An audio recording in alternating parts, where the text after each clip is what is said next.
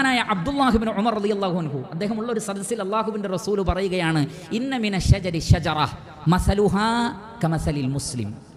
വൃക്ഷങ്ങളിൽ ഒരു വൃക്ഷമുണ്ട്, അതിൻ്റെ ഉപമ ഒരു മുസ്ലിമിൻ്റെ ഉപമയാണ്. അബ്ദുല്ലാഹിബ്നു ഉമർ റളിയല്ലാഹു അൻഹു പറയുകയാണ്, എൻ്റെ മനസ്സിൽ എനിക്ക് പറയാൻ തോന്നി അത് ഹിയ നഖ്ല, അത് ഈത്തപ്പനയാണെന്ന്.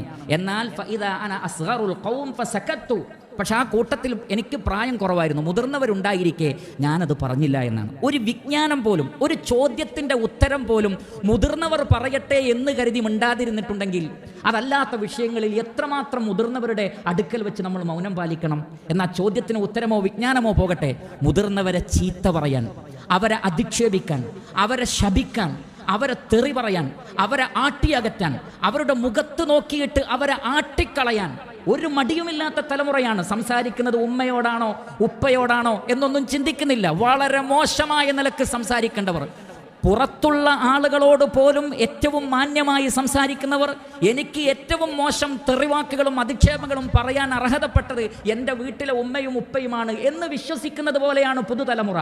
അവർ അവരുടെ സുഹൃത്തുക്കളോട് എത്ര മാന്യമായിട്ടാണ് സംസാരിക്കുന്നത്, അവർ മറ്റുള്ളവരോടൊക്കെ എത്ര നന്നായിട്ടാണ് സംസാരിക്കുന്നത്. എന്നാൽ ഏറ്റവും മോശമായ വാക്കുകൾ ഉപയോഗിക്കുന്നത് മുതിർന്നവരോടാണ് എന്നുള്ളത് എത്രമാത്രം ഗൗരവമുള്ള കാര്യമാണ് എന്ന് നമ്മൾ മനസ്സിലാക്കണം.